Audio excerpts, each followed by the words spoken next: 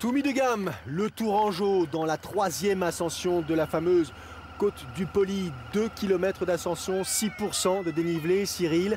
Et Toumi de Gamme qui, encore une fois, là, est en train de montrer que sur longue distance, il va falloir compter avec lui.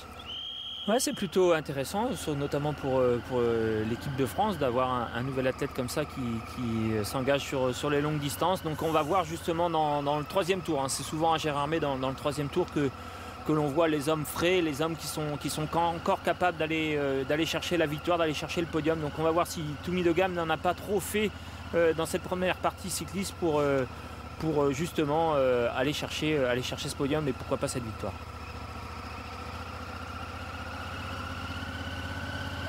Il ne donne pas le sentiment pour l'instant de lever le pied, au contraire, progression fluide, le regard loin devant, et on appuie, on relance en danseuse pour éviter que derrière on ait l'information qui consiste à vérifier que l'écart se réduit, et là ça change un tout petit peu la nature de l'effort, ne serait-ce que parce que psychologiquement ça vous donne des ailes. Ah, c'est sûr que si devant on s'aperçoit qu'on creuse encore l'écart avec ses poursuivants, ça donne des ailes, mais derrière ils sont deux, donc ils devraient logiquement pouvoir au moins stabiliser l'écart, sachant qu'on l'a déjà dit, hein, Toumi de Gamme est très très doué dans les descentes, c'est quelqu'un qui est très, très technique, donc je pense que dans les parties descendantes il a dû reprendre un peu d'avance.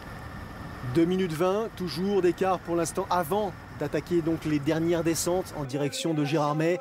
Et le voici, Toumi de Gamme dans l'aire de transition, premier à poser les pieds sur cette moquette. Bien repérer la situation, poser son vélo correctement, filer direction les affaires et l'attente pour se changer. Je dirais presque des gestes 1000 fois répétés, mais qui là en compétition, lorsqu'on mène la course, parfois peuvent vous réserver quelques surprises, hein. Ouais, surtout si on a un peu froid, donc on a du mal à sentir un peu ses appuis, on n'est pas bien, mais là il est calme, hein, Toumi, hein, donc c'est plutôt bon signe, hein. Il a pris le temps de bien poser son vélo, enlever ses affaires, tout comme Krylov, hein. C'est des athlètes, on voit, qui ont l'habitude, hein, qui ont plusieurs fois fait des transitions. Matthias Echt derrière Stanislas Krylov. 2,35 dans un cas, 2,50 dans l'autre, ou approximativement. Donc un écart déjà important. Il reste malgré tout un 21 km à pied autour de ce lac. Pas de difficulté, un faux plat par-ci par-là, mais pas d'avantage.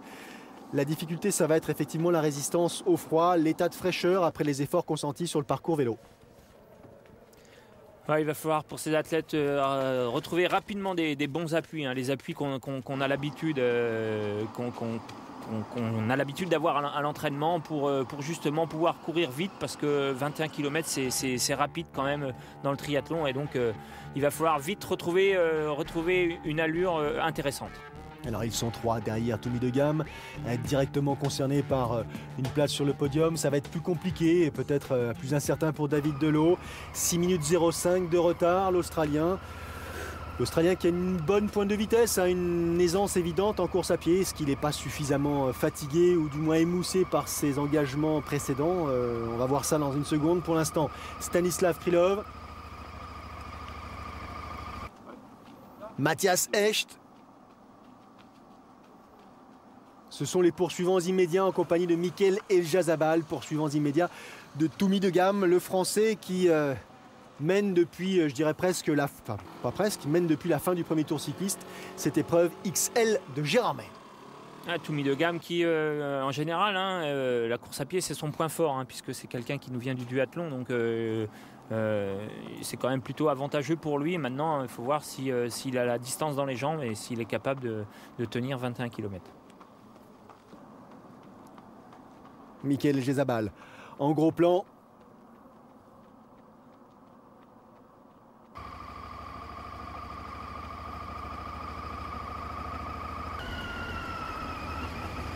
Toumi de Gamme, c'est lui, c'est le leader de cette épreuve. Grand gabarit, puissant. Il est bien là, Toumi de Gamme, hein.